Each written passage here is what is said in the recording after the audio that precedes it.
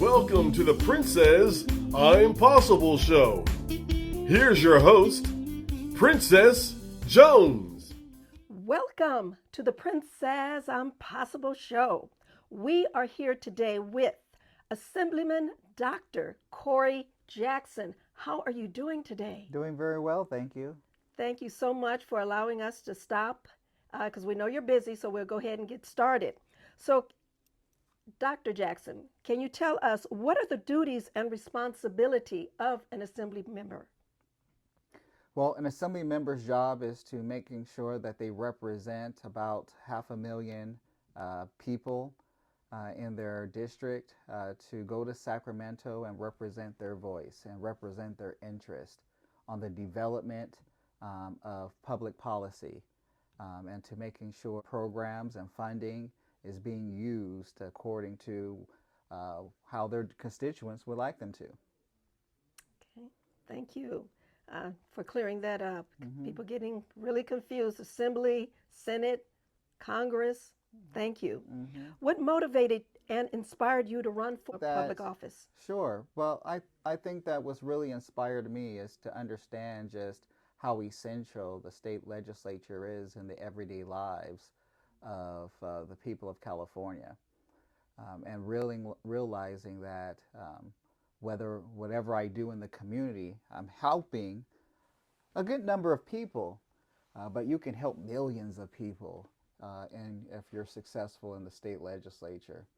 And not only that, people need to understand that the California legislature is probably the most powerful legislature in the United States. And whatever is done here influences policies in almost every state in the nation, and even influences and gives ideas to Congress to be able to implement on a national level. Housing affordability is a major issue, not just here in California, but across the country. What are your specific plans to rectify this problem? Two things. Number one, my first bill was AB 11, which calls for the creation of the Affordable California Commission to not only just look at housing, but all aspects of the cost of living in California, to make recommendations to us on how to make California affordable again so that people don't continue to leave the state. Secondly, I say I'm working also on a bill to make sure that we continue to build housing of all kinds, particularly affordable housing. We cannot afford to stop building at this time. And the reason why costs are so high is because there's not enough inventory on our housing stock. And so I have a bill that basically says that we need to create a plan on how to continue to build housing even when there's an economic downturn. So this is a growing issue. I think we're in crisis mode when it comes to housing and homelessness, and we're going to do everything we can to continue to make this a top priority in the state of California. And just like anything else, you can tell what priorities someone has based upon their budget and based upon how they spend their money. And there's many of us in the legislature that's committed to making sure then that when people look at California's budget, it'll be undeniable that that housing is a priority. Yeah. Because unfortunately, in the state of California, it's skyrocketing, and it is so unaffordable. So we look forward to that what you're doing. You have two constituents that have questions that were posed to you. The first one, there are many warehouses built near residential areas. The residents are inundated with too many trucks as they try to maneuver getting to the freeway.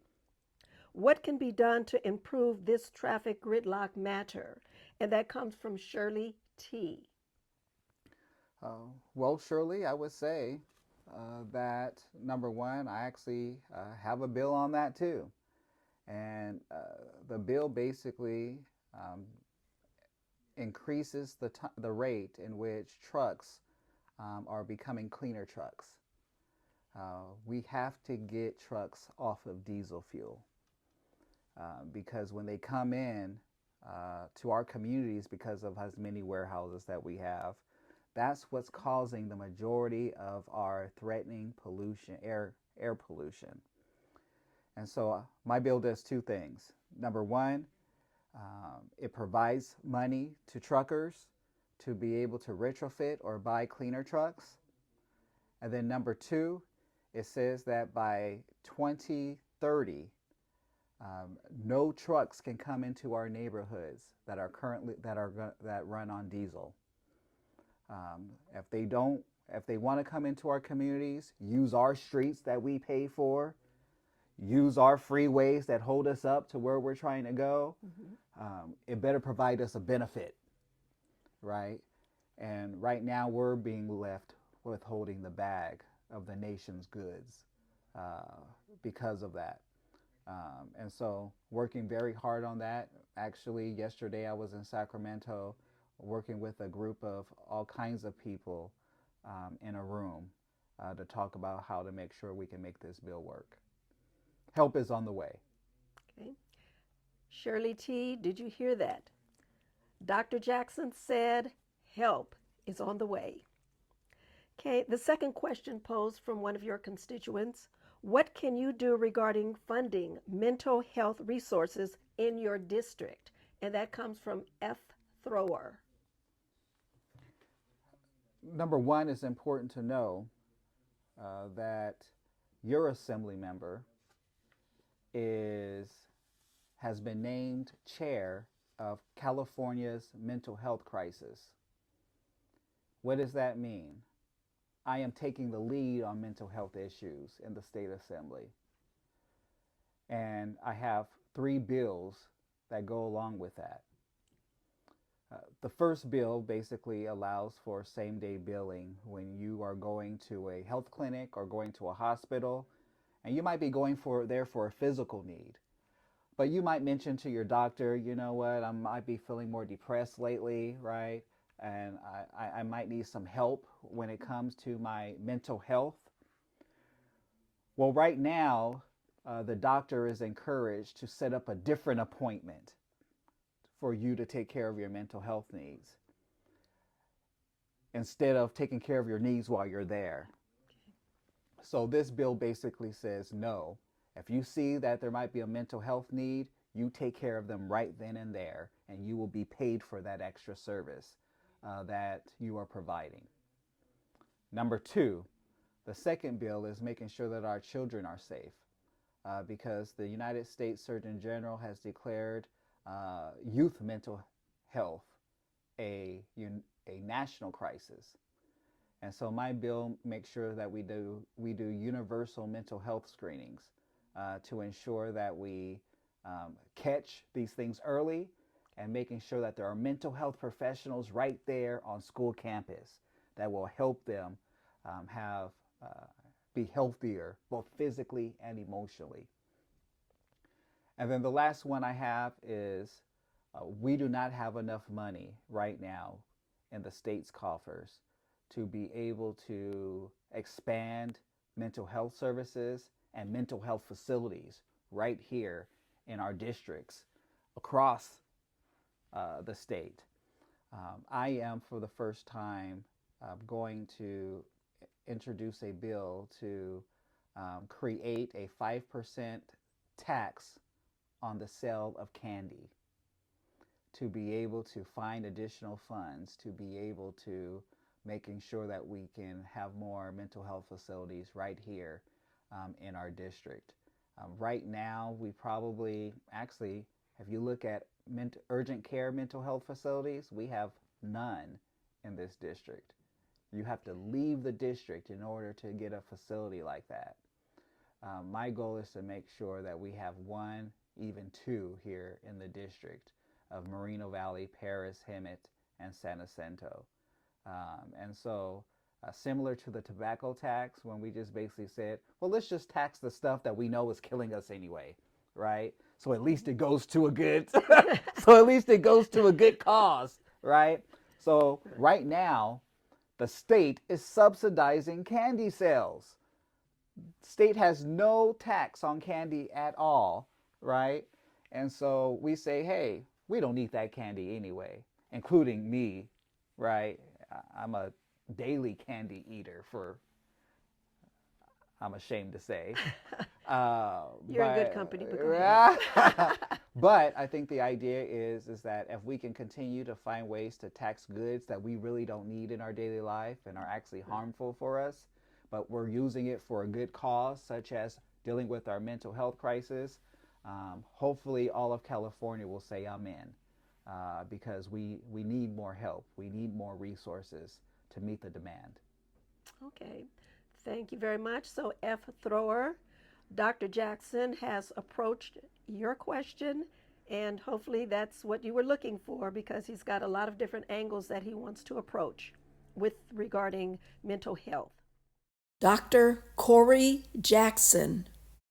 Systemic racism is becoming more ingrained in our society, especially on the use of police dogs. What initiatives do you plan to submit to the Assembly to remedy this issue?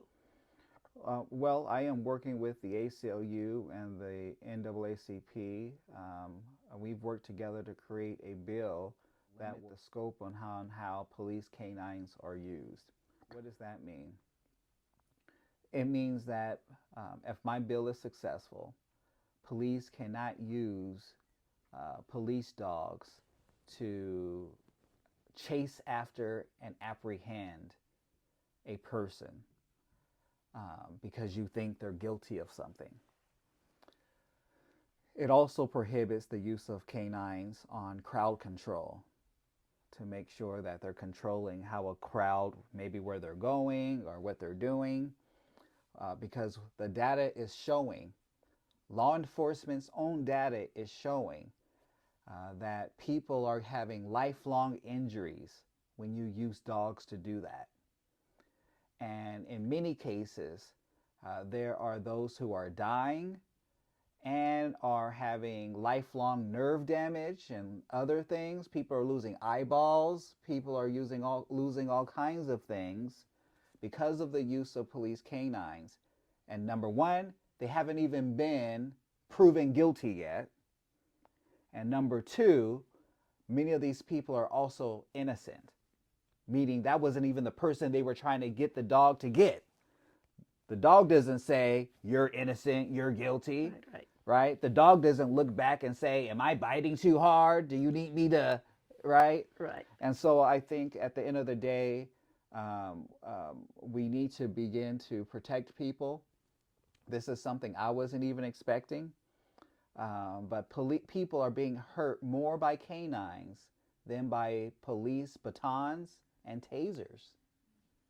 I never would have thought that that would be the case. But obviously, if we see a problem, we got to fix it. And my bill seeks to fix it. Okay. You represent the 60th California Assembly District, which includes northwestern Riverside County and includes the cities of Riverside, Moreno Valley, Paris, and Meade Valley. What do you think are the most important issues facing your district? Housing cost, mental health and drug use, child care. I think those are probably the most profound ones that I think we need to deal with, besides the historic inequities that many of our communities have faced for generations, right? But I think overall, we've got to get our residents out of crisis mode and get them into a place where they can thrive. We just need to be clear. It is not okay to just survive. We deserve to thrive as human beings. And that's the overall goal that I'm trying to make sure that we can do here in the 60th Assembly District. Okay. As you can see, your Assemblyman, he's really pushing and trying. Okay. What do you hope to accomplish during your term? Wow. Well, to address the mental health crisis, to weaken and dismantle systemic racism, and to increase the availability of child care. I think those are some of the top issues, and to find a way to make California more affordable again. That might take a little bit more time because we're the fourth largest economy in the world, and so there's a lot of moving pieces when it comes to that. But I'm doing the whole hard work to study it and to find solutions. Well, at this point, Dr. Jackson, we're going to get a little lighter. We've been talking about some heavy issues. All right. We're going to get a little lighter here. Okay. Recently, you participated in the Riverside Black History Parade. Is there anything you would like to share about that experience? It is exciting that we can celebrate our history together in person again, and to be able to restore the great history that comes with that parade. And so there's nothing better to see the village come together.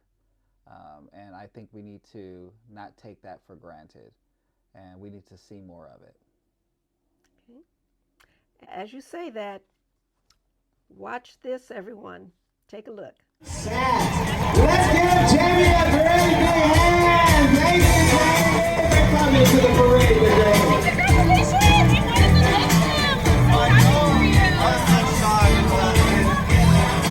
Welcome back. Welcome back. So we got a little snippet of you in that parade. Well done. Uh-oh. Well done. Well done, Dr. Jackson. Well done. Thank you so much for participating in that parade. Absolutely. We appreciate it. Hi, I'm Elwood J. I host the Old School Jazz Show every Thursday from 3 to 6 p.m. I play the finest in jazz. So why don't you tell a friend? And also, why don't you download the app KUBU 96.5 FM. Hey, have a wonderful day.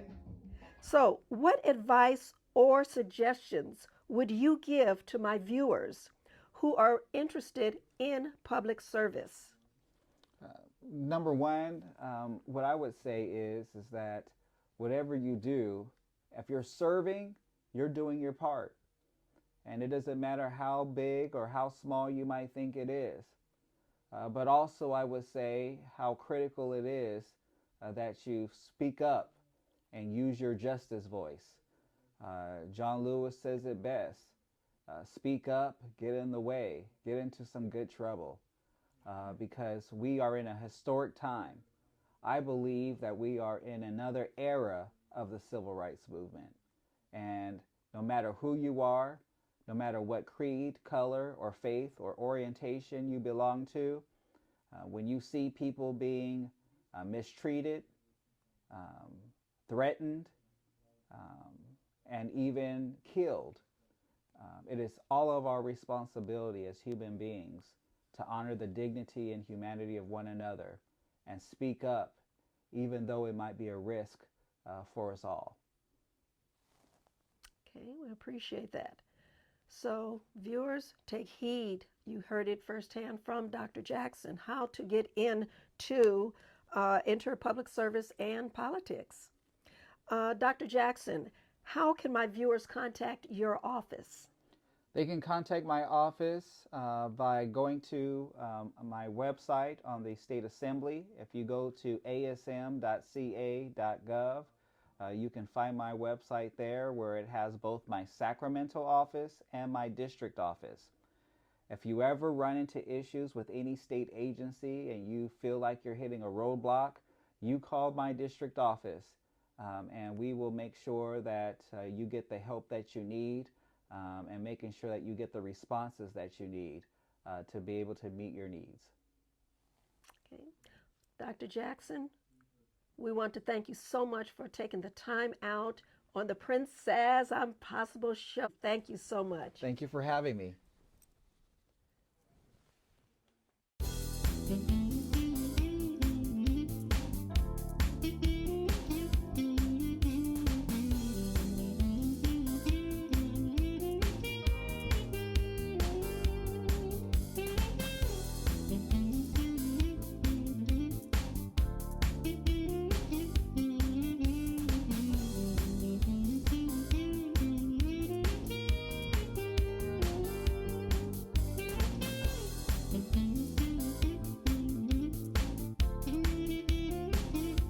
We want to thank our guest and thank you for tuning in. Next week, we have an exciting show just for you.